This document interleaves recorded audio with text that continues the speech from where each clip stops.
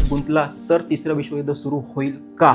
आता जे सिक्कीमचं राज्य तुम्ही बघताय ते फार छोटंसं दिसते, मात्र सिक्कीमचं जे ओरिजिनल राज्य आहे ते खूप मोठं होतं. सिक्कीमच्या त्या राजवंशाला श्राप दिला होता आणि सांगितलं होतं त्या शापामध्ये की तुमच्यापैकी जो सर्वात मोठा मुलगा असणार आहे तो कधीही राजा बनू शकणार नाही. सिक्कीमचं सैन्य, ईस्ट इंडिया कंपनीचं सैन्य यांनी दोघांनी मिळून नेपाळच्या विरोधात युद्ध लढलं आणि ते युद्ध साधारण 2 वर्ष चाललं. भारत जो आहे तो रिपब्लिक झाला होता, म्हणजे भारत गणतंत्र झाला होता. मात्र सिक्कीममध्ये राजेशाही अजूनही कायम होती. सिक्कीमचं जे इंटिग्रेशन आहे ते कदाचित 1947 आणि 48ला झालं असतं. भारत सरकारच्या सांगण्यावरून सिक्कीममध्ये एक जनमत चाचणी घेण्यात आली. त्या जनमत चाचणीमध्ये जवळजवळ 60,000 लोकांनी पार्टिसिपेट केलं.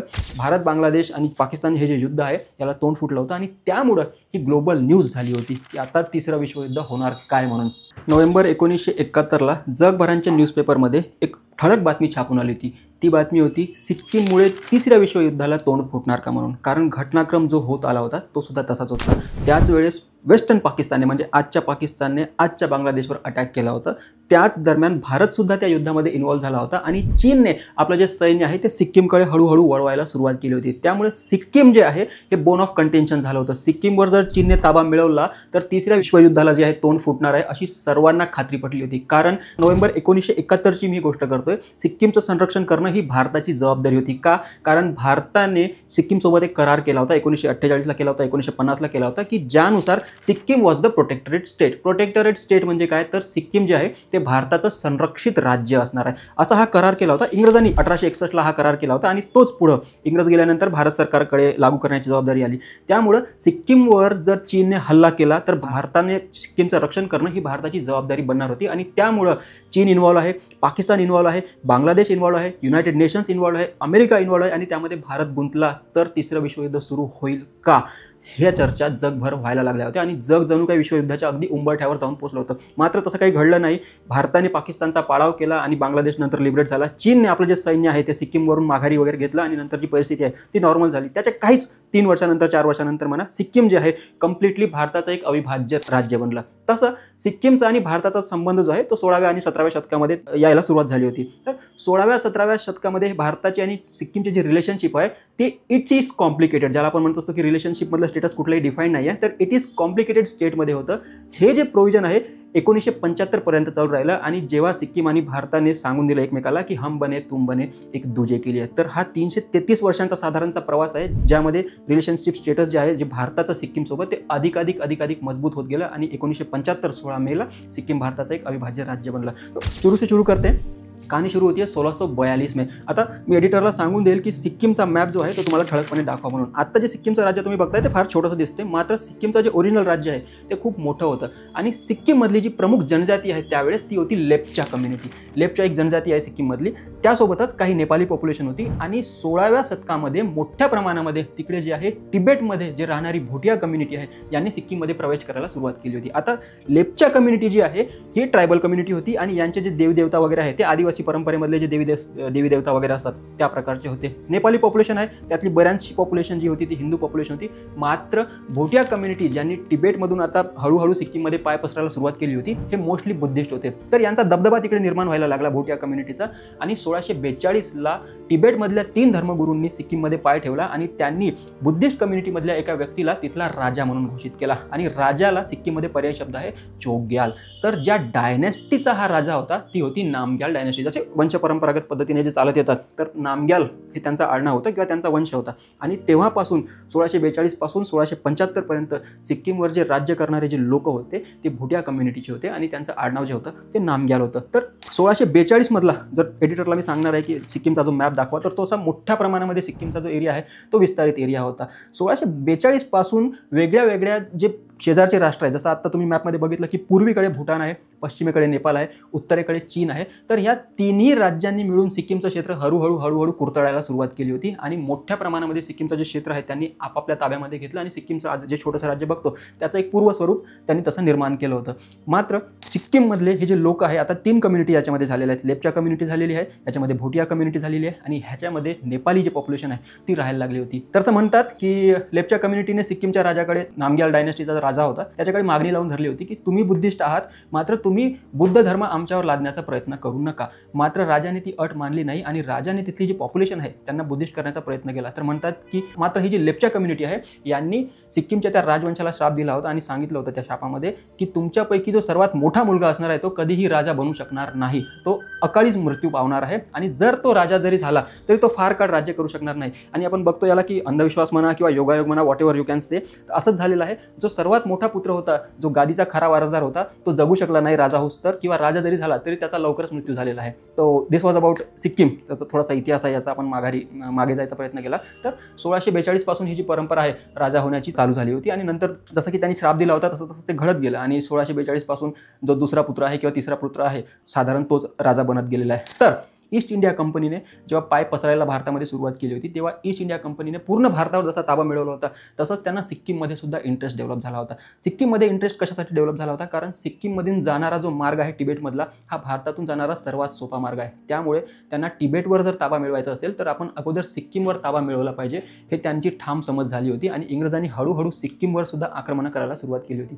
मात्र इंग्रज आपल्याला माहिती आहे की फार कुटील होते. दोघांमध्ये जर कुठे युद्ध चालू असेल तर तिथे आपली पोळी कशी शिकून घेता येईल या नादामध्ये ते नेहमी असायचे. आणि जसं मी अगोदर सांगितलं होतं की भूटानकडून हल्ले होत होते सिक्कीमवर, नेपाळकडून हल्ले होत होते आणि वर जे तिबेटन लोक आहेत त्यांच्याकडून सुद्धा हल्ले होत होते. याच युद्धाचा आणि याच ज्या संघर्षाचा जो आहे फायदा उचलायचा इंग्रजांनी ठरवलं आणि ती संधी लगेच त्यांच्याकडे चालून आली. सन 1814ला नेपाळने फुल फ्लेज आक्रमण सिक्कीमवर केलं. आता सिक्कीमवर आक्रमण केल्यानंतर सिक्कीमचा जो राजा आहे त्याने इकडे तिकडे मदत मागायला सुरुवात केली आणि सर्वात अगोदर जे रिस्पॉन्ड करणारे होते त्यांना ते होती east India company. British east India कंपनीने सिक्कीमला सांगितलं की आम्ही तुमच्या रक्षणासाठी येतो म्हणून आणि आपण जे युद्ध आहे ते नेपाळच्या विरोधात लढूया म्हणून. सिक्कीमचं सैन्य, ईस्ट इंडिया कंपनीचं सैन्य यांनी दोघांनी मिळून नेपाळच्या विरोधात युद्ध लढलं आणि ते युद्ध साधारण 2 वर्ष चाललं. 2 वर्ष चाललेल्या युद्धामध्ये परिणाम जो आहे तो इंग्रजांच्या बाजूने लागला. मात्र इंग्रजांनी सिक्कीमकडून एक कन्सेशन मागून घेतलं, आम्ही तुम्हाला मदत केली या युद्धामध्ये जिंकण्यासाठी, नेपाळी जे आक्रमण आहे ते परतवून लावलं, तर तुम्ही आम्हाला काहीतरी कन्सेशन द्यायला पाहिजे. तर हे कन्सेशन काय होतं की इंग्रजांचा जो काही माल आहे तो सिक्कीममध्ये ड्युटी फ्री जायला पाहिजे, म्हणजे कोणताही कर न देता सिक्कीममध्ये इंग्रजांचा माल जो आहे तो विक्री झाला पाहिजे. ह्याच्यामागे इंग्रजांची भावना काय होती की जसं त्यांनी भारताचं हळूहळू डिसइंडस्ट्रियलायझेशन केलं होतं तसंच त्यांना सिक्कीममध्ये सुद्धा डिइंडस्ट्रियलायझेशन करायचं होतं. कारण इंग्रजी बाजारासाठी त्यांना एक नवीन व्यापारपेठ जे आहे ते निर्माण करायची होती, बाजारपेठ निर्माण करायची होती आणि तिबेटमध्ये जाणारा जो मार्ग आहे त्या मार्गावर सुद्धा त्यांना ताबा मिळवायचा होता.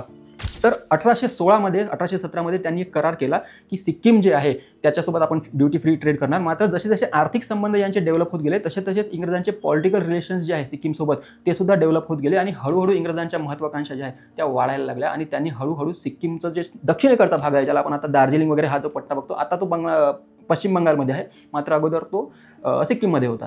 तर हळूहळू त्यांनी दार्जिलिंगवर वगैरे ताबा मागायला सुरुवात केली. सन 1835ला त्यांनी दक्षिण सिक्कीमचा जो भाग आहे काहीसा त्या भागामध्ये सांगितलं की आमचे जे इंग्रज अधिकारी आहेत ते भारतातल्या उन्हाला कंटाळलेले असतात आणि त्यामुळे त्यांना थंड हवेचं ठिकाण म्हणून तुम्ही आम्हाला एक ठिकाण द्या. जसं आपल्याला मसुरीला वगैरे शिमलाला वगैरे जे त्यांनी सेंटर्स निर्माण केले होते की जिकडे इंग्रज अधिकारी जातील आणि गरमीच्या सीझनमध्ये जातील आणि थंडीचा थोडंसं वातावरणाचा अनुभव घेतील म्हणून. तर त्यांनी 1835मध्ये तिथे काही जागा मागून घेतली होती आणि त्या जागेवर त्यांनी ताबा मिळवला होता. आता तिथली जी राजेशाही आहे त्यांनी काय सांगितलं की सिक्कीममधला हा जो दक्षिणेकडचा भाग आहे हा तुम्ही मॅनेज करा, आम्ही तिकडे इंटरफेअर करणार नाही. मात्र सन 1861 येता इंग्रजांना कळालं की सिक्कीममधला जो हा राजा आहे हा खूप कमजोर पोझिशनमध्ये आहे आणि जर आपण सिक्कीमवर हल्ला केला तरी तो डिफेंड करण्याच्या परिस्थितीमध्ये नाही आहे. तर आपण काय केलं पाहिजे, एकदा शेवटचा हल्ला करायचा आणि सिक्कीम जे आहे कम्प्लिटली आपण ताब्यामध्ये घेऊन घ्यायचं, तिथली जे काही राजेशाही वगैरे आहे ती बरखास्त करून टाकायची. म्हणून इंग्रजांनी तेच केलं. सन 1861ला फुल फ्लेजेड सिक्कीमवर त्यांनी आक्रमण केलं आणि युद्ध झालं त्यांच्यामध्ये, सिक्कीमच्या राजामध्ये आणि इंग्रजांमध्ये. नंतर एक करार साईन करण्यात आला की सिक्कीमचा जो हा राजा आहे हा तसाच राहणार आहे, त्याची राजेशाही बरखास्त करणार नाही आहे. मात्र सिक्कीमचा बहुतांशी भाग जो आहे तो इंग्रजांनी बळकावला म्हणजे शेवटी तो भारतामध्ये सामील होणार होता. तर इंग्रजांसाठी ते फायद्याचं ठरलं आणि सिक्कीमचा हा दक्षिणेकडचा भाग इंग्रजांनी बळकावला. तसंच सिक्कीमचं जे राज्य आहे अजून छोटं होत गेलं. त्याच 1861च्या करारामध्ये एक महत्त्वाचा करार त्यांनी साईन केला होता की इथून पुढं सिक्कीमच्या संरक्षणाची जबाबदारी जी आहे ते इंग्रजांची असणार आहे, ब्रिटिश क्राऊनची असणार आहे आणि त्यामुळं सिक्कीमला एक प्रोटेक्टरेट स्टेट म्हणजे संरक्षित राज्याचा दर्जा प्राप्त झाला होता. आणि सन 1861 पासून ही जी परंपरा आहे पुढं त्यानं 1947 पर्यंत आणि 1950 पर्यंत कायम राहिलेली आहे. आता प्रोटेक्टरेट स्टेटमध्ये प्रोव्हिजन काय आहे की सिक्कीमच्या संरक्षणाची जबाबदारी म्हणजे डिफेन्सची जबाबदारी हे इंग्रजांची असणार आहे. सिक्कीमचं फॉरेन अफेअर्स म्हणजे विदेशी संबंध जे काही आहे ते इंग्रज मॅनेज करणार आहेत आणि सिक्कीमचं कम्युनिकेशन जे आहे इंटरनल कम्युनिकेशन किंवा एक्सटर्नल कम्युनिकेशन वगैरे ते इंग्रज मॅनेज करणार आहे. म्हणून जसं इंग्रजांचा राजकीय हस्तक्षेप सिक्कीममध्ये वाढत गेला तसं त्यांच्या महत्त्वाकांक्षा सुद्धा वाढत गेल्या आणि सिक्कीम जे आहे आपलं संरक्षित राज्य आहे, आपल्याशिवाय ते काहीही डिफेंड करू शकत नाही हा इंग्रजांचा समज ठाम बसला होता. आणि सिक्कीमच्या लोकांची किंवा त्यांच्या राजाची पण ही सुद्धा धारणा झाली होती की त्यावेळेस आता आपण डिफेन्स तर दिलेलं आहे तर भारतीय जे इतर संस्थानिक होते त्यांना जशी रिप्रेझेंटेशन मिळत होती चेंबर ऑफ प्रिन्सेसमध्ये, म्हणजे त्यावेळेसची राज्यसभा इंग्रजांच्या काळामधली, त्यामध्ये आम्हाला सुद्धा रिप्रेझेंटेशन मिळालं पाहिजे. आणि इंग्रजांनी सिक्कीमच्या राजाला ते कन्सेशन देऊ केलं की त्यावेळेस एक प्रतिनिधी जो आहे तो चेंबर ऑफ प्रिन्सेसमध्ये जात होता, म्हणजे त्यावेळेसच्या राज्यसभेमध्ये जात होता. नंतर काय झालं की 1947ला भारत जो आहे स्वतंत्र झाला. आता इंग्रजांनी ज्यावेळेस भारत सोडला त्यावेळेस इंग्रजांची जे काही जबाबदारी होती भारतीय उपखंडामध्ये ती ऑटोमॅटिकली ट्रान्सफर झाली होती, कारण 1947चा इंडियन इंडिपेंडन्स जो ॲक्ट होता त्यानुसार हे संरक्षण करण्याची जबाबदारी जी आहे सिक्कीमची ती भारत सरकारवर येऊन पडली. आणि भारत सरकारने सन 1947ला सिक्कीमवरचं जे प्रोटेक्टरेट स्टेटस आहे ते कायम ठेवलं, म्हणजे इंग्रजांकडे ती जबाबदारी होती ती आता भारत सरकारकडे आलेली आहे, कारण तसं ते कायद्यामध्ये प्रावधानच होतं. मात्र एकीकडे भारत जो आहे तो रिपब्लिक झाला होता, म्हणजे भारत गणतंत्र झाला होता, मात्र सिक्कीममध्ये राजेशाही अजूनही कायम होती. तो नामधारी असेल पण राजेशाही जी आहे ती कायम होती. तर 1947मध्ये तिथे मोठ्या प्रमाणामध्ये आंदोलनं व्हायला लागली की ही राजेशाही बरखास्त करा आणि आम्हाला पूर्णपणे भारतामध्ये विलीन करून घ्या. का म्हणून तर आजपर्यंत आम्ही प्रतिनिधी जो आहे चेंबर ऑफ प्रिन्सेसमध्ये पाठवत आलेलो म्हणून. तर ह्या मागणीसाठी तिथल्या लोकांनी आंदोलनं करायला सुरुवात केली. मात्र प्रधानमंत्री नेहरूंनी सन 1948ला तिकडे आपलं सैन्य पाठवलं आणि सिक्कीमच्या लोकांचं जे काही आंदोलन वगैरे होतं ते आंदोलन दडपण्यामध्ये राजाची मदत केली आहे. तर नेहरूंकडून जे सांगतात की चुका घडल्या, त्यांनी 1962च्या युद्धामध्ये काही चुका घडल्या, त्यामुळे चीनने विजय प्राप्त केला भारतावर वगैरे, तशीच ही जी चूक आहे भारतामध्ये सिक्कीम इंटिग्रेट करण्याचा चान्स आयता चालू नसताना नेहरूंनी आपलं सैन्य पाठवलं आणि तिथली राजेशाही कायम ठेवली. आणि म्हणून सिक्कीमचं जे इंटिग्रेशन आहे ते कदाचित 1947 आणि 48ला झालं असतं, मात्र ते लांबत गेलं. 1947ला सिक्कीममध्ये जेव्हा मोठ्या प्रमाणामध्ये प्रोटेस्ट झाले होते त्यावेळेस तिथे एक पार्लमेंटरी गव्हर्नमेंट जे आहे ते स्थापन करण्यात आलं होतं. मात्र नेहरूंनी हस्तक्षेप केल्यामुळे ते पार्लमेंटरी गव्हर्नमेंट जे आहे ते पूर्णपणे बरखास्त करण्यात आलं आणि राजेशाही जी आहे हिच्याकडे पूर्ण पॉवर्स ते सुपूर्द करण्यात आले होते. त्यामुळे सिक्कीमच्या लोकांचा त्यावेळेस भ्रमनिरास झाला होता. आजपर्यंत आम्ही भारताला चांगलं म्हणून बघत होतो, मात्र भारताकडून आमची अपेक्षा असताना की त्यांनी आम्हाला पूर्णपणे विलीन करून घ्यावं, नेहरूंनी जे आहे आपलं सैन्य पाठवलं आणि राजाचे पॉवर अधिकाधिक वाढवले. याच्यामागे नेहरूचं कॅल्क्युलेशन काय होतं की नेपाली पॉप्युलेशन जे आहे पश्चिमेकडे, आज सिक्कीमच्या पश्चिमेकडे नेपाली पॉप्युलेशन आहे, त्यांचं प्राबल्य हळूहळू 1947 येता सिक्कीमच्या दक्षिण भागामध्ये ते वाढायला लागलं होतं. आणि आज आपण बघतो की दार्जिलिंग हा जो प्रांत आहे इकडे आज पण गोरखालँड आमचं स्वतंत्र राज्य झालं पाहिजे, पश्चिम बंगालपासून वेगळं त्याला काढलं पाहिजे, ही डिमांड आज पण तिकडे चालू आहे. तर नेहरूंचं कॅल्क्युलेशन असं होतं की ह्यांच्या जर मागण्या आपण पूर्ण केल्या आणि राजेशाही जर बरखास्त केली तर उद्या हे जे नेपाली पॉप्युलेशन आहे ते भारतातला दार्जिलिंगचा भाग जो आहे तो सुद्धा मागून घेतील आणि आपलं उत्तर पूर्व जे आहे, नॉर्थ ईस्ट जे आहे ते कम्प्लिटली भारतापासून कट ऑफ होईल. ही नेहरूंची भीती होती. त्यामुळे त्यांना वाटत होतं की राजेशाही टिकली पाहिजे आणि ही जी लोकशाही स्थापन करण्याची जी डिमांड आहे ती त्यावेळेस तरी त्यांनी धुडकावून लावलेली. तर मात्र त्याच वेळेस 1949ला चीन स्वतंत्र झाला आणि 1950 पासून चीनने तिबेटवर आपला ताबा सांगायला सुरुवात केली. चीनने जसं आपला तिबेटवर ताबा सांगायला सुरुवात केली तसं चीनच्या धोरणं होती की तिथल्या लोकांची, नेटिव्ह लोकांची जी काही संस्कृती वगैरे आहे ती चीनला मान्य नाही आहे, साम्यवादी चीन आहे आणि ती संस्कृती जी आहे ती पूर्णपणे एलिमिनेट करून टाकली पाहिजे. म्हणून चीनने वारंवार सांस्कृतिक आक्रमणं करायला सुरुवात केली होती तिबेटच्या प्रांतामध्ये आणि तिबेटमधून दलाई लामांनी शेवटी 1959ला पलायन केलं होतं. तर पहिल्यांदा ते तवांगला आले, नंतर ते मसुरीला वगैरे गेले आणि भारत सरकारसोबत त्यांनी करार वगैरे करून घेतला की आम्ही जे विस्थापित लोक आहोत, चीनच्या आक्रमणामुळे आम्ही हैराण झालेलो आहोत, तर आम्हाला भारतामध्ये राहू द्या म्हणून. आता तुम्ही धर्मशालेला वगैरे गेला तर तिकडे तुम्हाला मोनॅस्ट्री वगैरे बघायला मिळतात. मोठ्या प्रमाणामध्ये तिकडे तिबेटन पॉप्युलेशन वगैरे जे आहे ती राहते. मात्र 1959ला जेव्हा दलाई लामांना भारताने शरण दिली होती त्यावेळेस सिक्कीममधल्या लोकांचा अजून ठाम समज बसायला लागला होता की चीनने उद्या येऊन जर आक्रमण केलं तर आपल्याला वाचवणारं कोणी नाही आहे म्हणून. त्यामुळे आपला हा जो दर्जा आहे प्रोटेक्टरेट स्टेटचा, संरक्षित राज्याचा, हा भारतासोबत अजून सुरक्षित करण्याची गरज आहे किंवा आपण भारतामध्ये पूर्ण विलीनच झालं पाहिजे. आणि म्हणून त्यांनी तिकडे मोठ्या प्रमाणामध्ये आंदोलनं करायला सुरुवात केली होती. का तर आम्हाला भारतामध्ये पूर्णपणे सामील करून घ्या म्हणून. प्रधानमंत्री नेहरूंनी यावेळेस सुद्धा या घटनाक्रमाकडे फारसं लक्ष दिले नाही, कारण त्यांना भीती तीच होती की नेपाली पॉप्युलेशन जी आहे ती डॉमिनेट होऊन जाईल आणि भारताचा नॉर्थ ईस्टचा जो पट्टा आहे तो कम्प्लिटली आयसोलेटेड होऊन जाईल. का तर नेपाळ, दार्जिलिंग सगळं कॅप्चर केलं की नॉर्थ ईस्ट तुम्ही बघाल आज मॅपमध्ये तर कम्प्लिटली भारतापासून कट ऑफ होऊन जाईल. ह्याच्या मागे कारण असं होतं की लेप्चा कम्युनिटी जी आहे भूटानमधली ती जमीनदार कम्युनिटी, ती लेप्चा आणि भोटिया ह्या दोन कम्युनिटीज मिळून पूर्ण प्रशासनावर, पूर्ण सरकारवर यांनी ताबा मिळवला होता. आणि नेपाली पॉप्युलेशन जी आहे ही मायग्रंट वर्गर होती, म्हणजे यांनी नेपाळमधून इम्पोर्ट केलं होतं त्यांना आपापल्या शेतामध्ये काम करायला. तर जमीनदारी व्यवस्था जी इंग्रजांनी भारतभर लागू केली होती तीच व्यवस्था त्यांनी सिक्कीममध्ये सुद्धा लागू केली होती. त्यामुळे झालं काय की मुठभर लोकांच्या हातामध्ये पूर्ण जमिनी गेल्या आणि अधिकांश पॉप्युलेशन जी आहे ती नेपाली पॉप्युलेशन, त्यांच्या हातामध्ये 1 एकर सुद्धा जमीन नव्हती. ते फार तर शेतमजूर म्हणून काम करत होते. त्यांना कसलेही राजकीय अधिकार नव्हते, त्यांना कसलेही आर्थिक अधिकार नव्हते. असं हे मायग्रेशन होता होता नेपाळी लोकांची पॉप्युलेशन जी आहे ती जवळजवळ 70-75% आसपास पडली होती. आणि 1950 येता येता ही जी पॉप्युलेशन आहे 75% पॉप्युलेशन यांची मागणी होती की आम्हाला जो आहे स्वतंत्र राज्य दिलं पाहिजे किंवा आम्ही नेपाळमध्ये विलीन झालं पाहिजे. आणि याची नेहरूंनी धास्ती घेतली होती. मात्र सिक्कीम स्टेट काँग्रेसचे जे काही प्रतिनिधी होते त्यांची अशी मागणी होती की आम्हाला भारतामध्ये विलीन व्हायचं आहे, आम्हाला नेपाळमध्ये वगैरे जायचं नाही. मात्र ही जी मागणी आहे फारशी दुर्लक्षित राहिली. आणि त्यांची प्रमुख मागणी यामधली एक होती की जसं 1950ला भारत सरकारने कायदा केला, जमीनदारी वगैरे बरखास्त केली, तशीच जमीनदारी प्रथा जी आहे तिथली बरखास्त केली पाहिजे, तिथली राजेशाही बरखास्त केली पाहिजे आणि जमिनीचा वाटप झाला पाहिजे. कारण 70-75% पॉप्युलेशन नेपाळी लोकांची असताना त्यांच्याकडे कसल्याही जमिनी नव्हत्या, ते फार तर शेतमजूर म्हणून काम करत होते. हा जो अन्याय आहे हा भारत सरकारच्या निदर्शनास आणून द्यायचा त्यांनी प्रयत्न केला, मात्र भारत सरकारने याच्याकडे फारसं लक्ष दिलं नाही.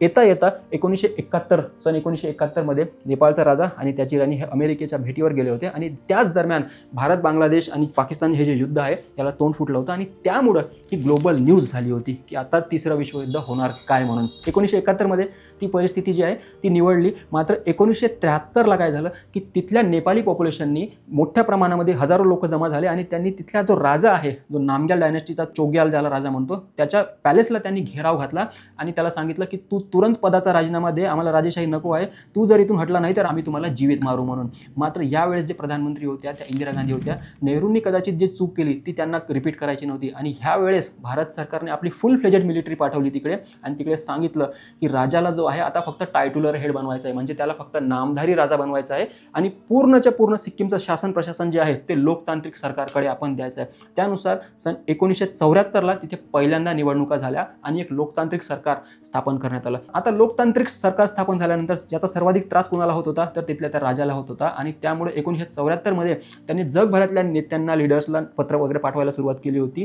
की भारत सरकार जे आहे आमच्यावर आक्रमण करते, ती आपली मिलिटरी पाठवते, तिकडे रॉचे एजंट्स वगैरे जात आहेत आणि सिक्कीम जे आहे डिस्टॅबिलाइज करण्याचा प्रयत्न करण्यात येत आहे म्हणून. मात्र इंदिरा गांधी मुत्सद्दी होत्या, त्या चाणाक्ष होत्या. त्यांनी हे सगळे जे इंटरनॅशनली अटेन्शन कॅच करण्याचा जो प्रयत्न आहे तिथल्या राजाचा तो हाणून पाडला. आणि सन 1974ला तिथलं जे स्टेट सिक्कीम काँग्रेसचं जे सरकार होतं त्यांना सांगितलं की अजून वेळ दवडता कामा नये, कारण आमचा सुद्धा पेशन्स आता सुटत चाललेला आहे. तुम्ही काय करायचं, तुमच्या पार्लमेंटमध्ये तुरंत एक बिल पास करायचं आणि पूर्णपणे आम्हाला भारतामध्ये विलीन व्हायचं आहे अशी तुम्ही मागणी लावून धरायची. आता ही जी मागणी आहे ती राज्यापर्यंत जाऊन पोहोचली की असं काहीतरी यांचं षडयंत्र चाललेलं आहे. हे स्टेट सिक्कीम काँग्रेस जे आहे आणि भारत सरकार यांनी मिळून आपल्याला डिस्टॅबिलाइज करायचं, आपल्याला उलथून टाकायचं आणि घरी बसवायचा कार्यक्रम काहीतरी आखलेला आहे. तर याच्या विरुद्ध भारत सरकारने दबाव टाकायला अजून सुरुवात केली आणि तिथे मोठ्या प्रमाणामध्ये उठाव वगैरे व्हायला लागले. त्यांची मागणी अशी होती की लोकतांत्रिक सरकार जरी असलं तरी आम्हाला राजा नकोय, आम्हाला गणतांत्रिक पाहिजे आहे, म्हणजे प्रेसिडेंट शुड बी इलेक्टेड. आम्हाला भारतामध्ये जायचं नाही आहे, ठीक आहे, मात्र आम्हाला हा राजा नकोय अशी त्यांची मागणी होती. तर भारत सरकारच्या सांगण्यावरून सिक्कीममध्ये एक जनमत चाचणी घेण्यात आली. त्या जनमत चाचणीमध्ये जवळजवळ 60,000 लोकांनी पार्टिसिपेट केलं आणि रॉच्या मदतीने म्हणा किंवा इतर गुप्तहेर संस्थांच्या मदतीने पूर्णपणे ओपिनियन जे आहे ते भारताच्या फेवरमध्ये टाकण्यात आलं होतं. आणि 60,000 लोकांनी जेव्हा मतदान दिलं त्यापैकी बहुतांश लोकांनी भारतामध्ये विलीन होण्याची जी इच्छा आहे ते सांगून दाखवली त्या जनमत चाचणीमध्ये. आणि फक्त 1,500 लोकांनी भारतामध्ये आम्हाला विलीन व्हायचं नाही आहे अशी त्यांची मागणी सांगून दिली. म्हणजे जनमत चाचणीने स्पष्टपणे भारताकडे कल दिला होता. तुरंत इंदिरा गांधींनी पावलं उचलायला सुरुवात केली. त्यांनी सांगितलं की तुम्ही एक बिल पास करा आणि त्यामध्ये भारतामध्ये विलीन व्हायचं आहे अशी इच्छा प्रकट करा म्हणून. सिक्कीमच्या पार्लमेंटने तुरंत एक बिल पास केला आणि तो बिल जो आहे भारत सरकारने मंजूर केला. आणि भारत सरकारने 36वी घटनादुरुस्ती केली की 36व्या घटनादुरुस्तीनुसार सिक्कीम जे आहे ते पूर्णपणे भारताचा एक अविभाज्य राज्य बनलं. म्हणजे प्रोटेक्टरेट पासून त्याला एक फुल फ्लेजेड राज्याचा दर्जा देण्यात आला. तिथली जी राजेशाही आहे ती कम्प्लिटली बरखास्त करण्यात आली होती. आणि सन 73 मध्ये जेव्हा मोठ्या प्रमाणामध्ये उठाव झाला होता, सिक्कीममध्ये एक डेमोक्रॅटिक गव्हर्नमेंट स्थापन करण्यात आलं होतं, मात्र तिकडे राजेशाही अजूनही इंटॅक्ट होती.